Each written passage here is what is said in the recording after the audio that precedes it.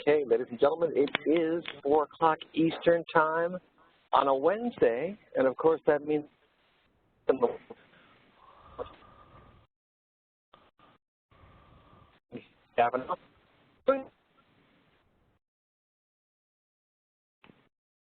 Can't hear you, Eric.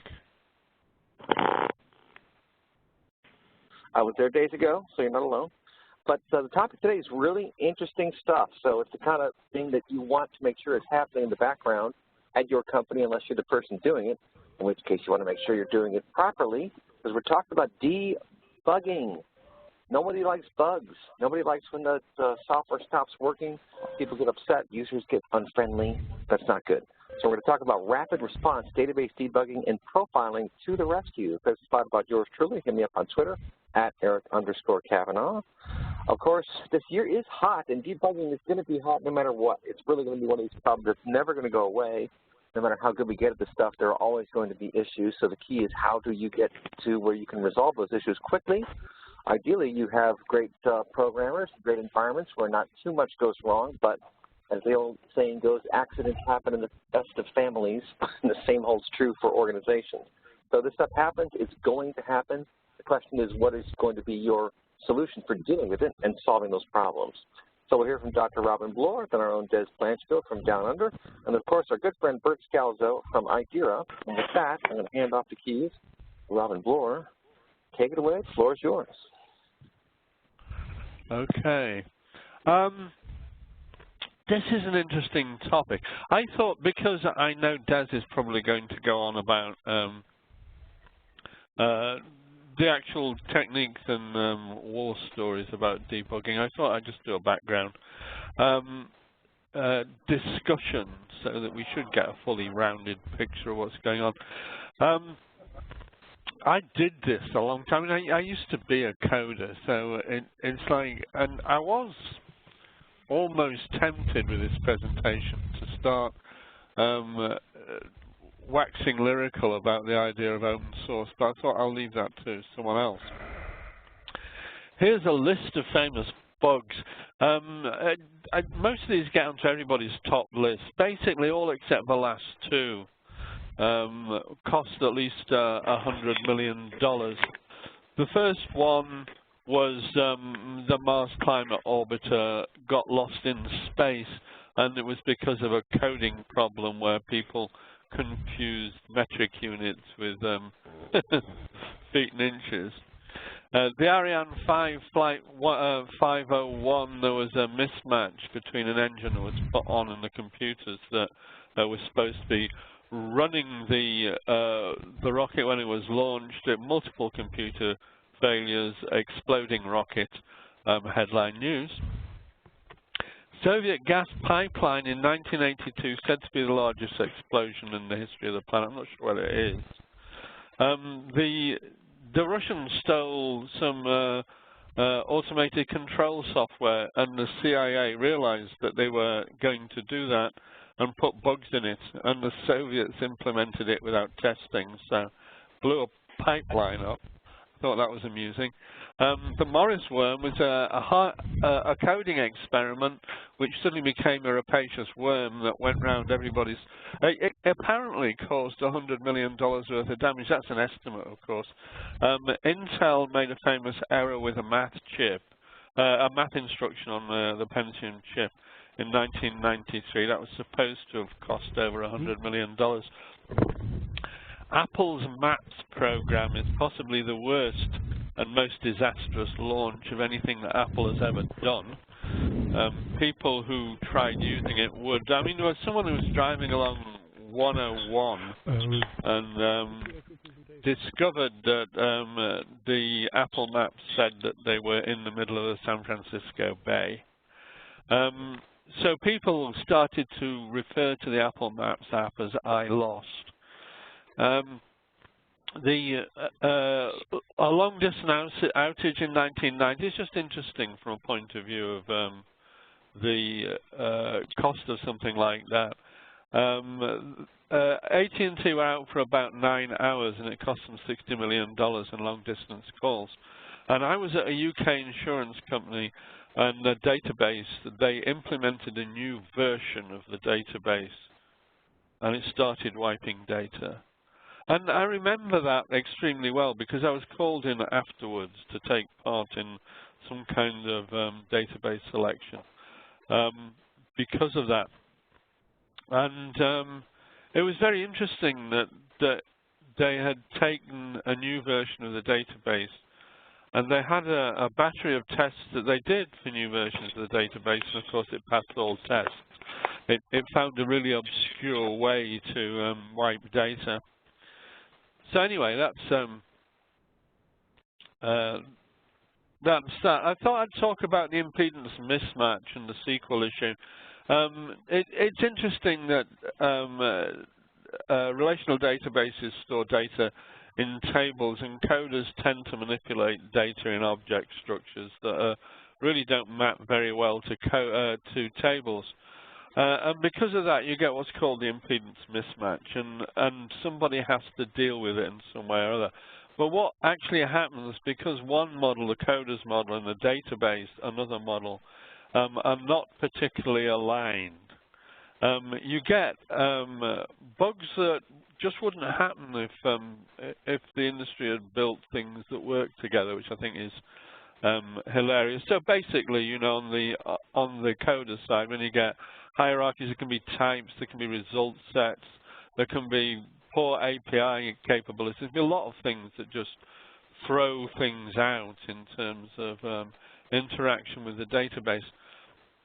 But the thing that's most, for me, really interesting, it always amazed me that you had this SQL barrier that is also a kind of impedance in the way that the coders and the database work with each other. So SQL has data definition, which is fine, and it has DML for select, protection, join, which is fine. You know, you can throw a lot of capability in terms of getting data out of the database with that, you know. But it has very little mathematical language for doing things. It has a bit of this and that, and it has very little time-based stuff. And because of that, SQL is an imperfect, if you like, means of getting the data. So the database guys built stored procedures to live in the database, and the reason for the stored procedures living there was that you didn't really want to be throwing data back and forth to the program for some of the functionality that was extremely data specific. So it wasn't just, you know, referential integrity and cascading deletes and things like that. The database was taking care of. All of a sudden, you were putting functionality in the database, which meant, of course, that the functionality for an application could be split between the coder and the database itself. And that made the job of implementing some kinds of functions really quite difficult and therefore more error-prone. So that's one side of the database game, because it means that you've got, in a lot of implementations, for instance, that I've been involved with in relational databases, there's really an awful lot of code that sits in stored procedures that is handled separately from code that sits in the applications. And you know, it seems like a very strange thing to have got to when, you know, we're supposed to be fairly smart at doing various things. I thought I'd also talk about database performance, because performance errors are often regarded as bugs. But basically, you know, you can have a bottleneck at the CPU, at the memory, at the disk, on the network, and you can have performance issues because of locking. The idea would be that the coder didn't really need to be concerned about performance, and the database would in actual fact perform reasonably well. It's supposed to be designed so that the coder doesn't need to know. However, you get bad database design, you get bad program design. You get concurrency and workload mixing, which can often lead to performance issues. You get load balancing, you get capacity planning, data growth that can cause a database to just stop or slow down. You know, it's an interesting thing. When databases get almost full, they slow down, you know. And you can have data layers issue in terms of replication and the need to replicate and the need to do backup and recovery. Anyway, that's a general overview. The only thing that I would like to say is that database debugging can be onerous and non-trivial. And I say that because I've done a lot of it. You know, and you will often discover, you know, it's like all situations in debugging that I ever experienced is the first thing that you ever see is a mess, and you have to try and go from the mess to working out how the mess came about. And often when you're looking at a database issue, all you're looking at is corrupt data, and you're thinking, how the hell did that happen? Anyway, I shall pass on to Des, who's probably going to say more words of wisdom than I came out with. I don't know how to pass you the ball, Des. I'll pass it. Stand by. Hold on. Participant lines muted. All right. Hang on one second. Let me give Des the ball.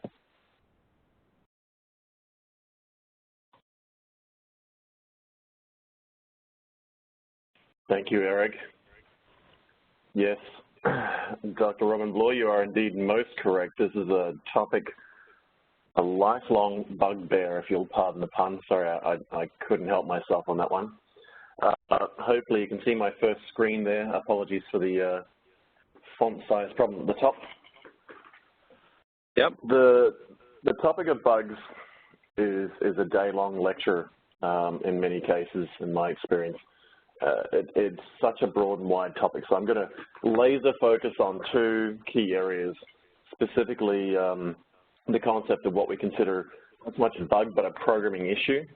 I think, you know, these days introducing a bug per se generally gets picked up by the integrated development environments, although there may be long-running bugs. But often it's more so a case of profiling code, and it's possible to write code that functions that should be a bug.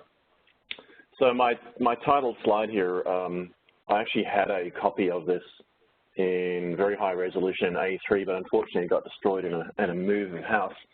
But this is a handwritten note on a programming sheet from, well, circa 1945, where supposedly some folk at Harvard University in the USA, their second build of a machine called Mark II, they were debugging some issue in common language, but they were trying to find a fault, and it turns out that something slightly different from what was a hardware and a supposedly software issue came along. So the urban myth is that around about September the 9th, 1945, a team at Harvard University were pulling apart a machine, and they came across something they called Relay 70. Those days programming was done in a physical sense. You wound code around a board, and that was how you sort of effectively programmed the machine. And they found this relay number 70, there was something wrong with it. And it turns out the actual term bug came about because it quite literally was a moth. Supposedly there was a moth wedged in between some piece of copper wire going from one place to another. And the story goes that the legendary Grace Hopper added this caption that was on my title slide, first actual case of a bug being found, quote unquote. But as Robin highlighted earlier in his first slide, the concept of a bug goes as far back as we can imagine humans doing compute. You know, with concepts like a patch. The term patch came from an actual piece of tape being patched over a hole on a punch card. But the whole point of this is that this term debugging came out of this concept of finding a bug in a physical machine, and ever since we've sort of used that terminology around trying to deal with issues, either not so much just coding issues in a program that doesn't compile, but a program that doesn't run well, and specifically hasn't been profiled to find things like never-ending loops that just go nowhere. But we also have a scenario, and I thought I'd put a couple of funny slides in before I got into a bit more detail. Here's a classic cartoon called XKCD on the web, and the cartoonist has some pretty funny views on the world. And this one's about a kid called Little Bobby Tables, and supposedly his parents named this young boy Robert, single quote, close bracket, semicolon, drop table, students, semicolon, minus, minus. And school calls and says, "Hi, this is your son's school, we're having some computer trouble." And the parent replies, "Oh dear, did he break something?" And the teacher says, "Well, in a way." And then the teacher asks, "Did you really name your son Robert, quote, bracket, semicolon, drop table, students, semicolon, minus, minus?" And the parent says, "Oh yes, Little Bobby Tables we call him." Anyway, they go on to say that they've now lost the year's student records. I hope you're happy. And the response is, "Well, you should clean and sanitize your database inputs." And I use that many times to sort of talk about some of the problems that we have in finding things in code, that often the code doesn't look at the data as well. Another funny one is, I don't know if this is a real one, I suspect it's a spoof, but again, it also touches my funny bone.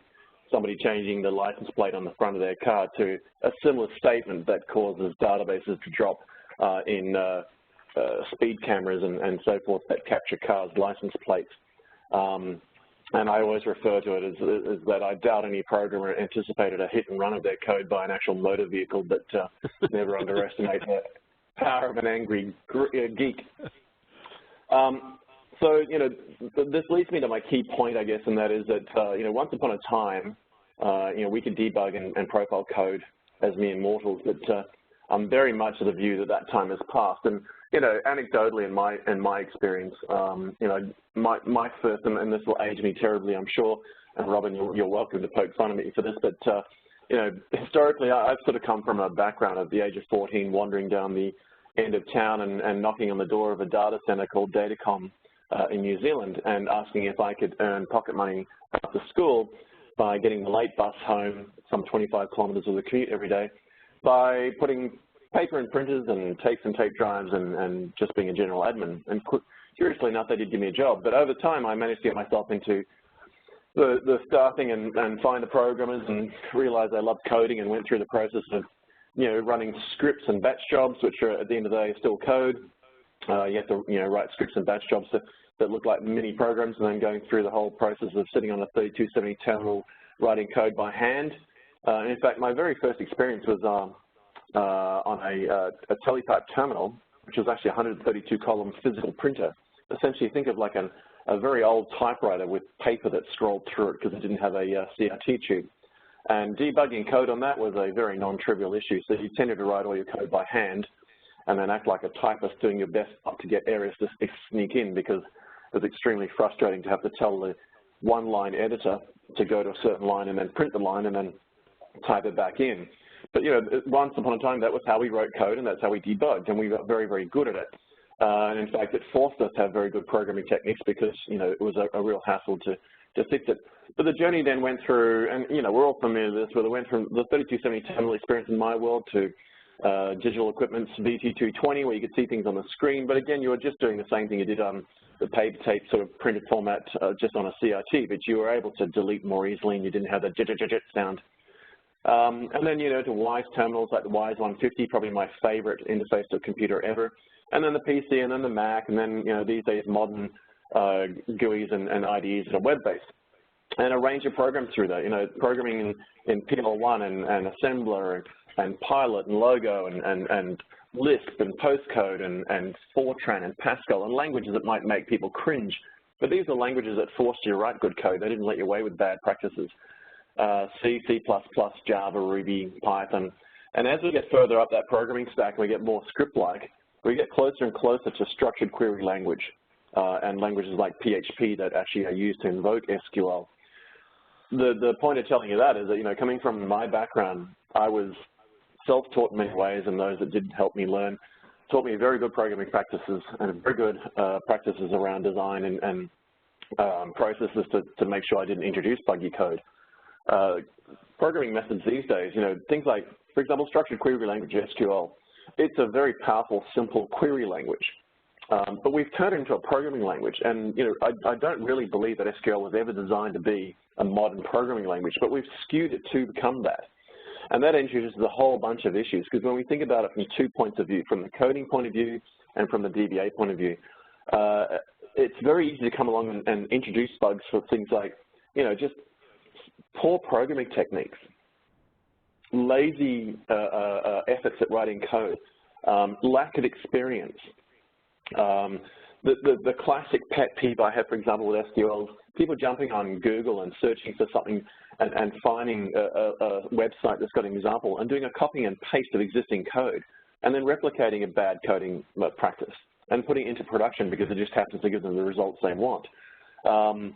You've got other challenges, for example. I mean, these days we're all rushing towards, this is what we call the race to zero, trying to do everything so cheap and so fast that we have a scenario where, we're now employing lower paid staff. And I don't mean that in a disingenuous way, but we're not hiring experts for every possible job. Once upon a time, anything to do with computers was rocket science.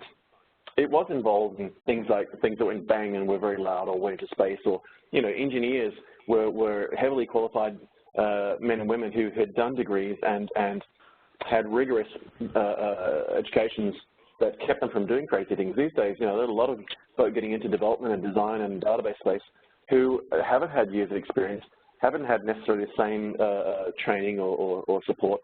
And so you end up with this scenario of just the traditional amateur versus expert. And there's a famous line, I can't remember who actually created the quote, but the line goes, if you think that it's expensive hiring an expert to do a job, wait until you hire a couple of amateurs who create a problem and you have to clean it up. And so SQL has that issue, and that is it's very, very easy to learn, it's very easy to use, but it's not, in my view, a perfect programming language.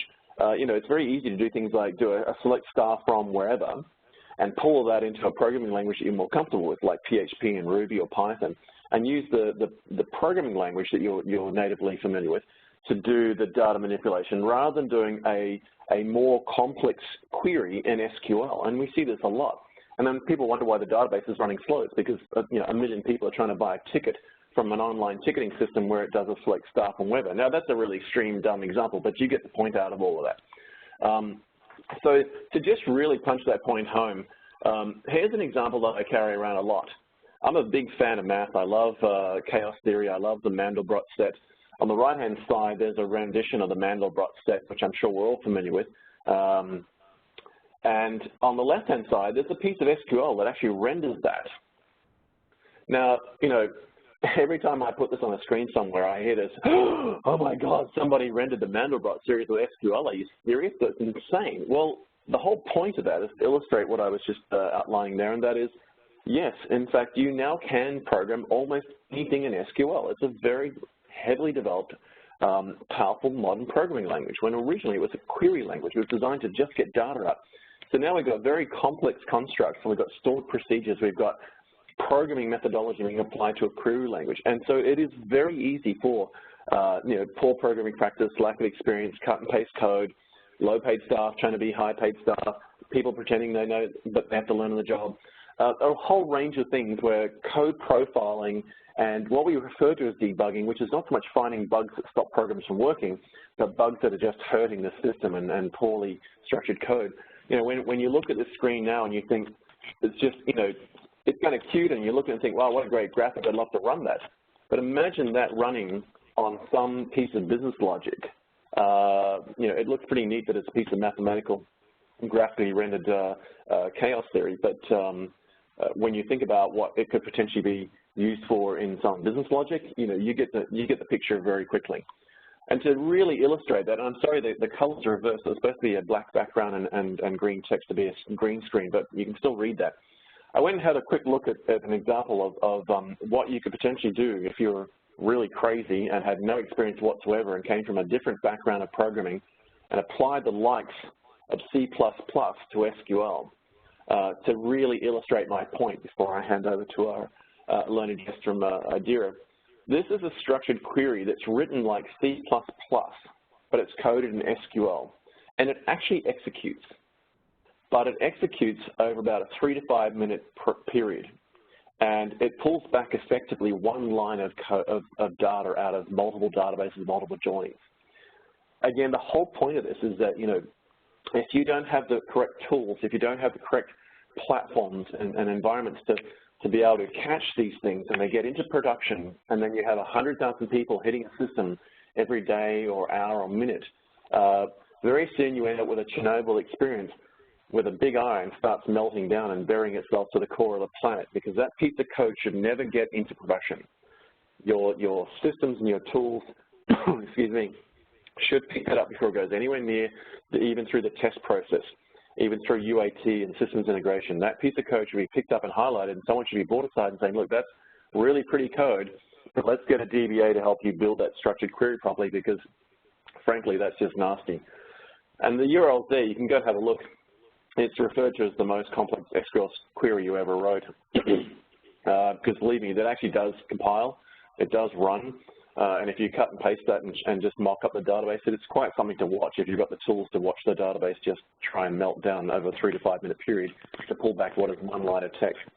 So to summarize, with that in mind, my whole background in coding has taught me that, you can give people a gun, and if they're not careful, they will shoot themselves in the foot. The trick is to show them where the safety mechanism is. With the right tools and the right software in your fingertips after you've done the coding, you can review your code, you can find issues by profiling the code, you can find effectively, unintended bugs that are performance issues. And as I said earlier on, once upon a time you could do it looking at a green screen. You can't anymore. There are hundreds of thousands of lines of code. There are tens of thousands of apps deployed. There are millions of databases in some instances, and even superhumans can't actually do this by hand anymore. You quite literally need the right software and the right tools at your fingertips, and you need the team to be using those tools so that you can find these issues and address them very, very quickly before you get to the point where, as Dr. Robin Bloor highlighted, things become either disastrous and things blow up, or more commonly, they just start costing you a lot of dollars and a lot of time and effort and destroy morale and stuff when they can't work out why things take a long time to run. And with that in mind, I'm going to hand over to our guest, and I look forward to hearing how they've solved this issue, and particularly the demo I think that we're about to receive. Eric, I'll pass back over. Okay, Bert, take it away. Okay, thank you. Bert Scalzo here from IDERA. I'm the product manager for our database tools, and I'm going to talk about debugging. I think one of the most important things that Robin said earlier, and it's very true, is that debugging is onerous and non-trivial. And when you go to database debugging, it's an order of magnitude even more onerous and non-trivial. So that was an important quote. Okay. I wanted to start with programming history because a lot of times I see people who are not debugging. They do not use a debugger. They just program with whatever language they're using. And a lot of times they'll say to me, well, those debugger things are new, and we haven't started using those yet. And so what I do is I show on this timeline chart, sort of prehistory, the old age, the middle ages. It's kind of say, where were we in terms of programming languages.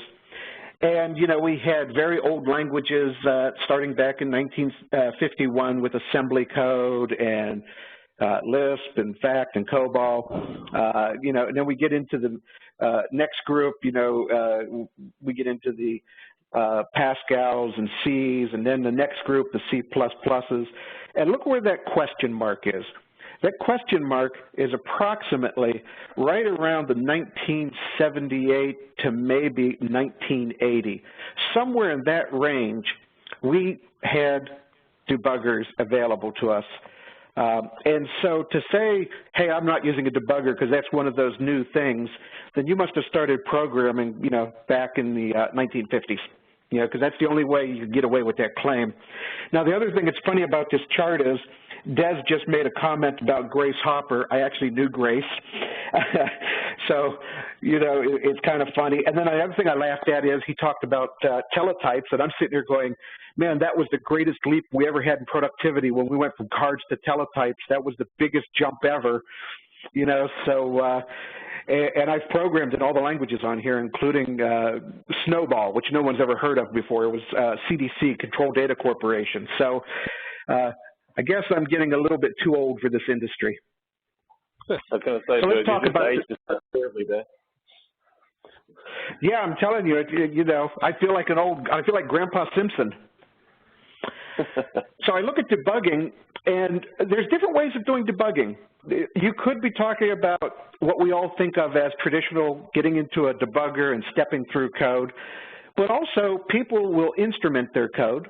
That's where you stick statements into your code, and maybe you produce an output file, a trace file or something, and so you instrument your code. I would count that as debugging. It's a little bit harder a way of doing it, but it counts. But also, we've got the famous print statement. You know, you watch and people actually put print statements in, and I've actually seen a tool where, and it's a database tool, where if you don't know how to use a debugger, you push a button and it will stick print statements throughout your code for you, and then when you're done, you push another button and it strips them out. You know, because that's how a lot of people debug. And the reason we debug are twofold. First of all, we got to find things that make our code ineffective. In other words, typically that means there's a logic mistake or we missed a business requirement, but what it is the code is not effective. It doesn't do what we expected it to do. The other time we go in and we do debugging, it's for efficiency. And that could be a logic mistake, but what it is I did the right thing, it just doesn't come back quickly enough. Now, I make that point because a profiler is probably better for that second scenario, and we're going to talk about both debuggers and profilers. Now, in addition, there's this concept of remote debugging. This is important because a lot of times if you're sitting on your personal computer and you're using a debugger that hits a database where the code is actually executed on the database, you're actually doing what's called remote debugging. You may not realize it, but that's what's happening. And then it's very common with these debuggers to have breakpoints, watch points, step into, step over, and some other common things. And I'm going to show those on a screen snapshot in a moment. Now, profiling, you can do profiling in a couple of different ways. Some people will say that workload capture and replay, where it captures everything, that counts as profiling.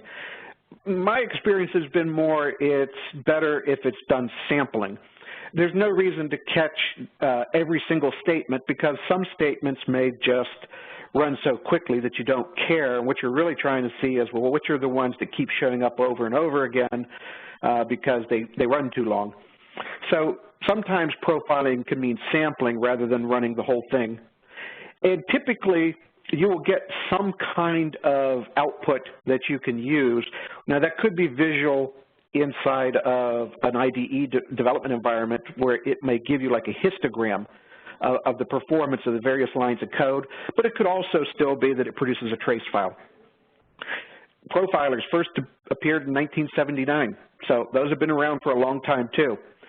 Great for finding resource consumption or performance issues, in other words, that efficiency thing.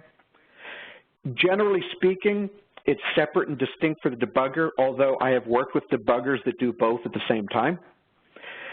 And while profilers, I think, are the more interesting of the two tools, if I feel that not enough people debug, then definitely not enough people profile, because 1 out of 10 debuggers will profile, it seems. And that's a shame because profiling can really make a huge difference. Now, database languages, as was talked about earlier, you know, you've got SQL, and we've sort of forced the round peg into the square hole here and forced it to become a programming language. And Oracle, that's PL SQL for Procedural Language SQL. In SQL Server, it's Transact SQL. In SQL 99, it's SQL PSM for, I think it's Procedure Stored Module. Postgres gives it another name, DB2 yet another name, and Formix. But the point is, everybody has forced 3GL type constructs, in other words, for loops and variable declarations and all the other stuff that's foreign to SQL are now part of SQL in those languages. And so you need to be able to debug a PL SQL or a Transact SQL just like you would a Visual Basic program. Now, database objects. This is important because people will say, well, what things do I have to debug in a database? And the answer is, well, whatever you can store in the database as code. If I'm doing T-SQL or PL SQL and I'm storing objects in the database, it's probably a stored procedure or a stored function. But there's also triggers. a trigger is sort of like a stored procedure, but it fires on some kind of event. Now, some people in their triggers will put one line of code and call a stored procedure so that they keep all of their stored code and procedures, but it's the same concept. It's still, the trigger could be what initiates the whole thing. And then at Oracle, they have something called a package, which is sort of like a library, if you will. You put, 50 or 100 stored procedures into one grouping called a package, so it's kind of like a library. So here's the debugger the old way, and this is actually from a tool that will actually go in and stick all these debug statements in your code for you. So everywhere you see debug block, do not remove the auto debugger start and end and trace, those were all stuck in by some tool. And the lines outside of that, which is the minority of the code, well, that's the, the non-manual debugging method. And the reason I bring this up is, if you're trying to do this by hand, you're actually going to type more debugging code to put in all these print statements than you are with the code. So while this may work, and while it's better than nothing, this is a very difficult way to debug, especially since what if it takes 10 hours for this thing to run, and where it has a problem is in line 3? If I were doing an interactive debugging session, I would have known at line 3, 5 minutes into it, hey, there's a problem here, I can quit.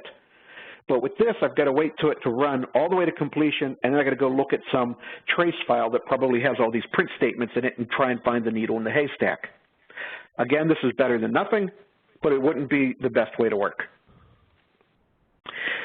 Now, this is what that file would look like that came from the prior slide. In other words, I ran the program, and it's just got a bunch of print statements in this trace file. And I may or may not be able to siphon through this and find what it is I need to find. So again, I'm not so sure that this is the way you would want to work. Now, interactive debuggers, and if you've used something like Visual Studio to write programs or Eclipse, you've had debuggers and you use them with your other languages, just didn't think to use them over here with your database. And there are tools out there like our DB Artisan and our Rapid SQL, this is Rapid SQL here, which have a debugger. And you can see on the left-hand side, I have a stored procedure called check for duplicates. Basically, it's just going to go and look and see if I have multiple rows in the table with the same movie title. The database is for movies. And you can see on the right-hand side, on the top third, I've got my source code. In the middle, I've got what are called my watch variables and my call stack trace. And then at the bottom, I've got some output messages. And what's important here is, if you look over that first red arrow, if I mouse over a variable, I actually can see what value's in that variable at that moment in time as I'm stepping through the code. And that's really useful. And then I can step one line at a time through the code. I don't have to say execute. I can say step a line, let me look what happened.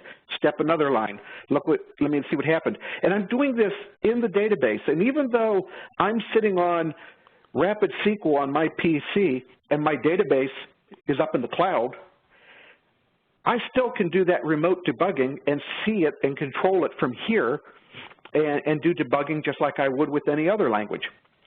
Now, the next arrow there, you can see the little arrow pointing to the right towards that DBMS output. That's where my cursor is at the moment. So in other words, I've stepped, and that's where I'm at the moment. So if I say step again, I'm going to go to that next line.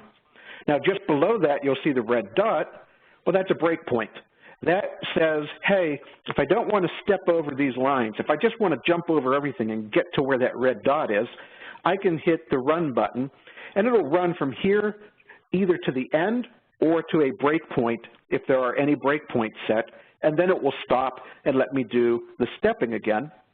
And the reason this is all important and powerful is because when I'm doing all of this, what's happening in the middle and even the bottom, but most importantly the middle, will change, and I can see anything there. I can see the values for my variables. I can see my call stack trace, And so all of that information is displayed there as I'm stepping through the code. So I actually can see and feel and get an understanding for what's going on and how the code actually is working at execution time. And typically I can find a problem if there is one, or if I'm good enough to catch it. Okay. Now, I'm going to talk about a profiler. And in this case, this is a profiler that I can see through a debugger. Remember I said sometimes they're separate and sometimes they can be together.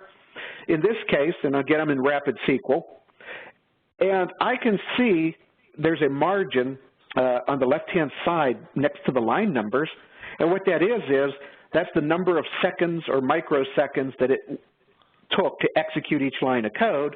And I can see that clearly all of my time is spent in this one for loop where I'm selecting everything from a table.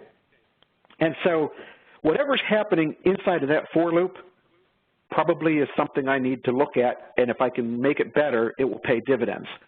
I'm not going to get any improvements by working on those lines that have like 0.90 or 0.86. There's not much time spent there. Now in this case, and again I'm in Rapid SQL, you're seeing how I can do profiling intermixed with my debugging. Now what's nice is Rapid SQL also allows you to do it the other way. Rapid SQL allows you to say, you know what, I don't want to be in the debugger, I just want to run this, and then I want to look at graphically or visually the same type of information. And you can see that I get some, I'm no longer in a debugger, and it runs the program, and after the execution is done, it gives me charts to tell me things, and I can see that I've got one statement that looks like it's taking up most of the pie chart, and if I look, I see on that grid towards the bottom, line 23, there's that for loop again. He's taking up the most time. He is, in fact, that dark red chewing up all the pie chart. And so this is another way for doing profiling. We happen to call that code analyst in our tool, but it's basically just a profiler separated from a debugger. Some people like to do it the first way. Some people like to do it the second way. Why do we do debugging and profiling? It's not because we want to write the world's greatest code and get a pay raise. Well, that might be our reason, but that's not really the reason you do it. You have promised the business you will do something correctly, that your program will be effective. That's what you'll use the debugger for. In addition, business end users, they're not very patient. They want results even before they press the key. You know, we're supposed to read their mind and do everything instantaneously. In other words, it's got to be efficient. And so that's what we would use the profiler for. Now, without these tools, I really do believe you're this guy in the business suit with the bow and arrow, and you're shooting at the target, and you are blindfolded. Because how are you going to find how a program executes by just looking at static code, and how are you going to figure out which line is where it would really spend the most time in execution, again, just by looking at static code? A code review may or may not turn up some of these things, but there's no guarantee a code review would find them all. Using a debugger and profiler, you should be able to find all of those bugs. Okay, I'm just going to do a real quick demo here. It's not my intention to, push product. I just want to show you what a debugger looks like, because a lot of times people will say, I've never seen one of these before, and it looks pretty in the screen snap slides, but what does it look like when it's in motion? So here on my screen, I'm running our DB Artisan product. We have a debugger in there as well. The DB Artisan is meant more for DBAs. The Rapid SQL is meant more for the developers, but I've seen developers who use DB Artisan, and I've seen DBAs who use Rapid, so don't get caught up on the product. And here, I have the choice of doing a debug. But before I launch the debug, I'm going to extract this code so you can see what the code looks like before I start running it. So here is the exact same code that was in the screen snapshots. This is my check for duplicates. And I want to debug this. So I press debug. And now it takes a moment. And you say, well, why is it taking a moment? Remember remote debugging. The debugging is actually happening over on my database server, not on my PC. So it had to go over and create a session over there, create a remote debugging thing, hook my session to that remote debugging session, and set up a communication channel. So now, here's my arrow. It's up there at the top by line 1. That's where I'm at in the code. And if I press the third icon there, which is a step into, you'll see that arrow just moved. And if I keep pressing it, you'll see it keep moving. Now, if I wanted to go all the way down to this for loop, because I know that's where the problem is, I can set a breakpoint. I thought I set that.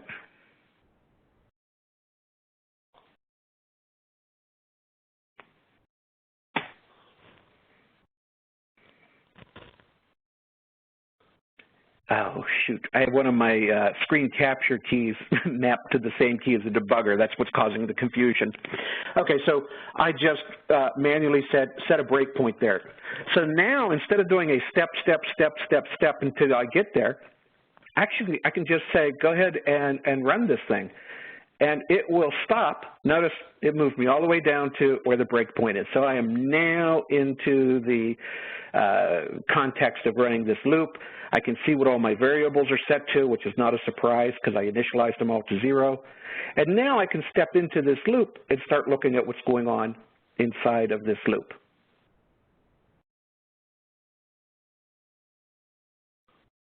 So now it's going to do a select count from my rentals. And I can mouse over that guy and look, he's 2. 2 is greater than 1, so it is probably going to do the next piece of this code. In other words, it found something. I'm just going to go ahead and let that run. I don't want to go through everything here. What I want to show you is when a debugger is done, it finishes up just like a normal program. Oh, I've got the breakpoint set. So when I said run, it just went back to the next breakpoint. I'm letting it run to the end because what I want you to see is that a debugger doesn't change the behavior of the program. When it's done running, I should get the exact same results if I had run it not inside of the debugger. And with that, I'm going to suspend the demo and go back because we want to make sure we have time for questions and answers.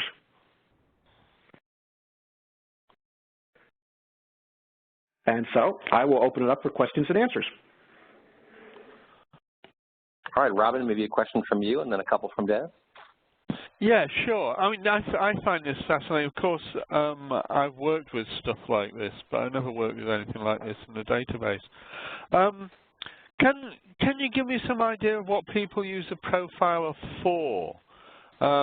Because it's like, are they looking at, because I presume they are, they're looking at performance issues. Is it going to help you distinguish between when a database takes time and when code takes time? No, that's a fantastic question.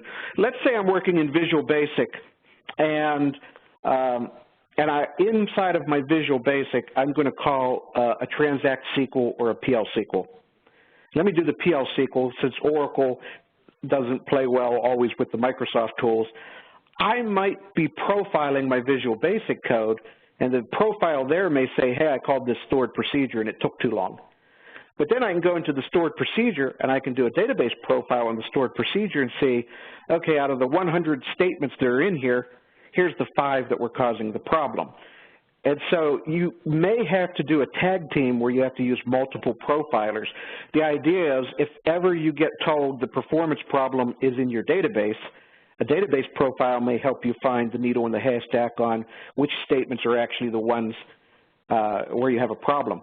I'll tell you another thing that turned up with profiling. If you have a piece of code that gets called 1,000,000 times, but it only takes a microsecond each of the 1,000,000 times, but it gets called 1,000,000 times, well, the profiler would show that thing ran for this many units of time. And so while the code may be highly efficient, you might look and say, oh, we're making this call to this piece of code way too often. Maybe we should only call it you know, every so often rather than every time we process a record or something. And so you can actually find where there is efficient code that's just called too often, and that's actually a performance problem. Yeah, that's wonderful. I've never done this. You see, of course, when I had database problems, it was like I would, in one way or another, either be dealing with database or be dealing with code. I could never deal with both of them at the same time. But there again, I've never actually been involved in building applications where we had stored procedures. So I guess I've never actually run into a problem. It used to drive me wild, the idea that you'd split the code up between a database and a program. But so I mean, I'm presuming the answer is going to be yes, but this is part of a development team activity when you're in one way or another trying to, I don't know, maybe you're trying to fix something that's broken, or maybe you're trying to bring a new application together.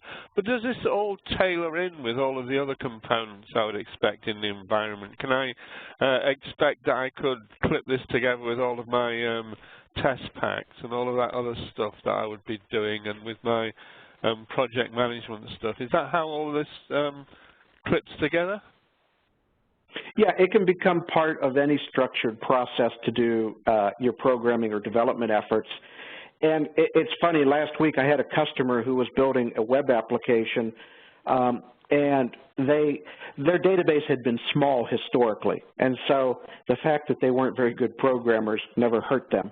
Well, their database has grown over the years, and now it takes 20 seconds in a web page between when you say, you know, log me in and give me some data to see, and when the screen actually comes up. And so now it's a performance problem. And they knew the problem wasn't in any of their Java or any of those other places, but they had thousands of stored procedures. And so they had to start profiling the stored procedures to find out, why is this web page taking 20 seconds to come up? And we actually found they had a Cartesian join in one of their select statements and didn't know it. Wow. But someone said to me one time, well, how could they have a Cartesian join and not know it? And this will sound really horrible. Sometimes a programmer who's not very comfortable with SQL will do something like, give me a Cartesian join, but then only give me back the first record. So I know I got something, and I only need the first one. And so they don't realize they just brought back a billion records, you know, or they looked through a billion records, because they got the one they were interested in. Well, I know that's what's called, that's what Des was going on about, in terms of people not exactly as skilled as perhaps they should be.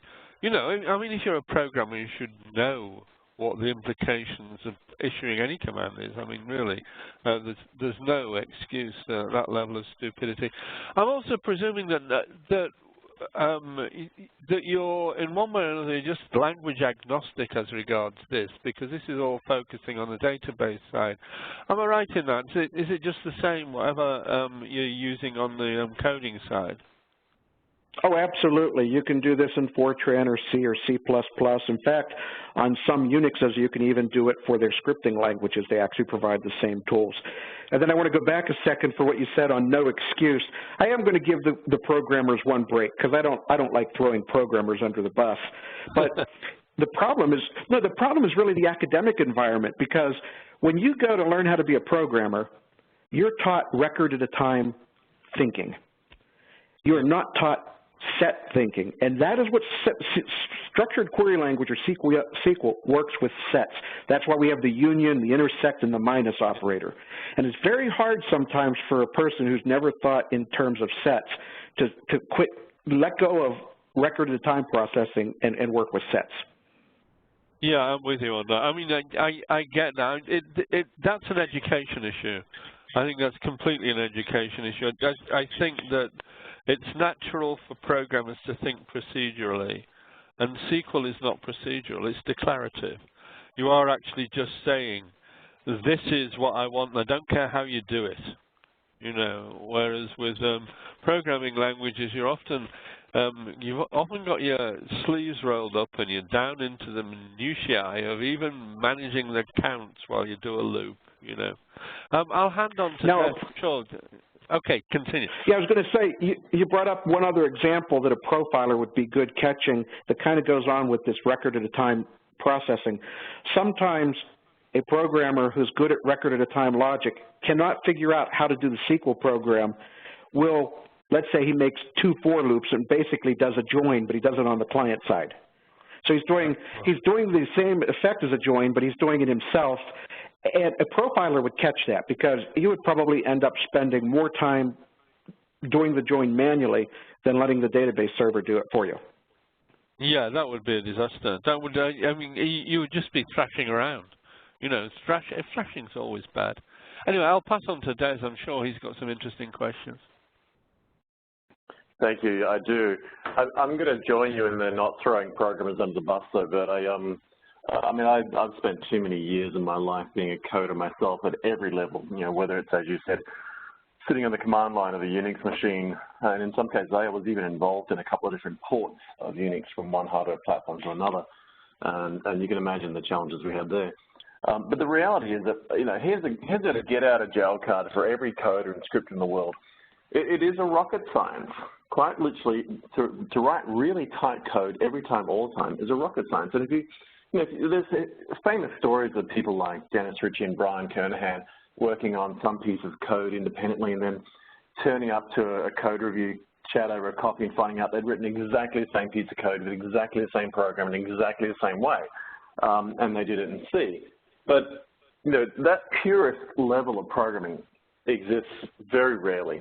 The fact is that on a daily basis, there's only 24 hours in a day, 7 days in a week, and we just have to get stuff done. And so when it comes to not just traditional programmers, but DBAs and coders and scripters and sysadmins and network admins and security staff and everything all the way through to the citizen data scientists these days we hear, everyone's just trying to do their job. And so I think the great takeaway from this whole thing is I loved your demo and I loved the takeaway that you left us with there just a moment ago, talking to Robin about the fact that, you know, this does have a particular, maybe not so much a niche, but a broad space that it applies to as far as fixing code and SQL and databases. But I was really excited to hear you say that you could poke it at a shell script and find some issues. Because, you know, in today's day and age, you know, we're always looking for the lowest cost on everything. You know, the reason you can buy a $6 shirt somewhere is because somebody built a system cheaply enough to actually manufacture and ship and logistically deliver and sell and retail and take online payments to get that $6 shirt. And that doesn't happen if you've got people being paid $400,000 a year to write code in the perfect way. It's just-in-time development. So to that point, I guess one of the questions I'd really love you to just give us some more insight in is, what's the breadth and reach of the type of people you're seeing currently that are deploying these kinds of tools to profile a code and look for performance issues? Initially, historically, where have they come from? Have they been the big engineering houses? And then going forward, is it the case, am I correct in thinking that more and more companies are implementing this tool or these tools to try and help coders that they know who are just getting things done to get the job finished and get it out the door, and sometimes, you know, do need to get out of jail card? Am I right in thinking that historically we had a more engineering focus in development, but now we're getting a less, as Robin said, academic approach, and now it's self-taught or cut and paste code or just get things built? And does that match the sort of people who are taking the product on now? Yeah, exactly, and I'll give you a very specific example. We do just want to get the job done because the business people don't want perfection. It's sort of like a computerized chess game. The chess game doesn't look for the perfect answer. It looks for an answer that's good enough in a reasonable amount of time. So that's how we program. But what I'm finding now is most people, instead of saying they want a profiler as part of their unit testing, which is how I would do it because I don't see it as a waste of time, what's happening is now that that's being done later, sometimes during integration testing or stress testing if we're lucky, but most of the times it's part of an escalation where something's gone into production, it ran for a while, maybe even ran for years, and now it doesn't run well, and now we'll profile it. And that seems to be the more common scenario now. Yeah, and I think the term technical debt is probably one you're more than familiar with. I know Robin and I certainly are. I think these days, particularly in agile approaches to developing and system building, to me the concept of technical debt now is a very real thing, and we actually account for it in projects. I know I mean, we've got our own projects like the Media Lens and others where we've got coding happening on a daily basis for various things across the Bloor group. And you know, whenever we're building something, we kind of look at it. I always look at it, and I know our team of developers do, from the point of view of what is it going to cost me to fix this right now versus can I just get it in the can and get it out there and then watch it and see if things going to break and inherit this technical debt that I know I'll have to circle back later and fix. And I mean, I've done that in the last 7 days. I've written a couple of tools and scripts. I've written a couple of pieces of Python language, and I've deployed it to a Mongo backend, making sure it's nice and clean and secure. But it just gets the query I need done, knowing that I need that function to work to get to the bigger puzzle. That's where my real pain is. And so you incur this technical debt, and I think this is now not just an occasional thing. I think this is part of the DNA of developing now, that people just not disingenuously, they just accept the technical debt as a normal modus operandi type issue, and they just have to incur it. It's where you incur the technical debt. And I think the great thing about what you showed us in the demo was you can literally profile and watch how long something takes to run. And that's probably one of my favorite things to do. I mean, I've actually built profiling tools. We used to build tools in SED and Lex and Awk to run our code and see where the loops were, you know, before tools like this was available. And when you build code to go and review your own code, you get very good at not having to review your own code. But that isn't the case now. With that in mind, is there a particular market segment that takes this up more than any other? I mean, are you seeing like a massive uptake? Oh yeah, I've got a. Yeah? I'm going to draw an analogy for you and show you that non-programmers do it all the time. Because if I'm ever teaching a debugger and profiling class or session, I'll ask people, okay, how many people in here go into Microsoft Word and purposefully never use the spell checker? And nobody puts their hand up. Because for writing documents, we all know we can make English mistakes, and so everyone uses a spell checker. And I said, well, how come when you're writing text in your IDE like Visual Basic, you're not using the debugger? It's the same thing. It's like a spell checker. Yeah, that's a great analogy. I hadn't really thought of that one. I have to admit that I actually do something similar with a couple of the tools I use. In fact, one of my favorite things with Ellipse is just cut and paste some code there and go looking for things that just highlight immediately and realizing I made a typo in some class call. But it's interesting now that, you know, with a tool like this, you can do it in real time as opposed to coming back and looking at it later, which is kind of nice to catch it up front. But yeah, that's a great analogy of just putting text into a word processor, because it's an interesting wake-up call to just realize you've made some typos or even a grammar error, right? So exactly. Are you seeing more of an uptake now? I mean, I guess the final question for me before I sort of throw to our Q&A maybe for our attendees.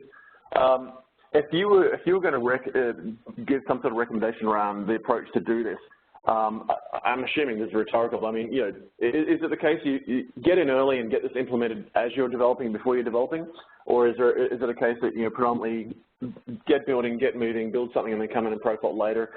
I suspect it's a case that get in early and make sure your code's clean up front, or is it a case that they should be considering this part of their post-deploy?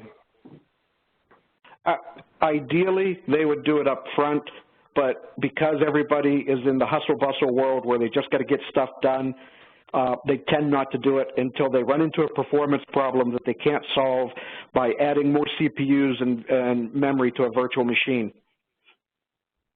Yeah. So actually, you mentioned something interesting, just if I can quickly on this. You mentioned before that this can be run from anywhere and can talk to databases back end. And so this is comfortable with the sort of bimodal concept we talk about now of on-premise, off-premise, cloud, by the looks of things as well. Yeah, at the end of the day, if it can talk to the back end and see the code, it doesn't really care, does it? Exactly. Yeah, no, you can run this in the cloud. Excellent, because I think that's kind of where our new Brave world is going. So, Eric, I'm going to throw back to you now and see that we've got a few questions here and there from our wonderful attendees who are still with us, even though we've gone past the hour. Yep, there's a few folks out there. I'll just make a quick comment, Bert. I think that metaphor or the analogy you give to using spell check is frankly brilliant. I think that's worthy of a blog or two, quite frankly, because it's a good way to frame the context of what it is that you're doing and how valuable it is and how it really should be a best practice to use a debugger on a regular basis, right? I bet you get some head nodding when you throw that one out, right? Oh, absolutely, because what I tell them is, why do I run a spell check on my documents? I don't want to be embarrassed by stupid spelling mistakes. Well, they don't want to be embarrassed by stupid coding mistakes. Right. Yes, indeed. Well, folks, we burned through an hour and 5 minutes here, so big thanks to all of you out there for your time and attention. We do archive all these webcasts, so feel free to come back anytime and check them out. Best place to find those links is probably techopedia.com, so we'll add that to this list right here. And with that, we're going to bid you farewell, folks. Once again, great job, Bert. Thanks to our friends from IDERA. We'll talk to you next time. We'll talk to you next week, in fact. Take care. Bye-bye.